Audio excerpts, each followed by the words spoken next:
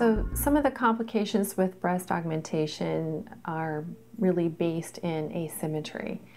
So when I see a patient in consultation, I do all these measurements and I do an exam and I try to point out some of these asymmetries prior to surgery. So each patient can have a different width on each side, different nipple position. Actually, the chest wall can have different projection, making the implant look different on each side, different breast volume. So there's all these different variables, including how stretchy, the skin is too. So this makes the consultation a little bit more lengthy to explain all these, but I think if patients know about it after surgery, they won't think it's necessarily a complication.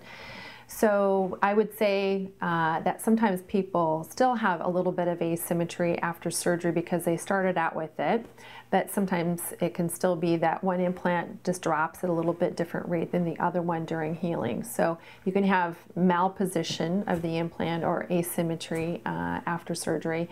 Other things that are much less common and really rare are infection, capsular contracture, which is a scar tissue that forms around the implant, making it feel firm, and that might require further surgery. Fortunately, those things are really rare, and my capsular contracture rate is exceedingly low.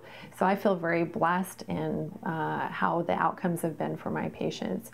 But I do tell patients that implants are not forever devices. Odds are sometime in your life you'd have to have another surgery to remove or replace the implant, but nobody knows how long that would be. It could be 5 years after surgery, it could be 10 years after surgery, it could be 30 years after surgery.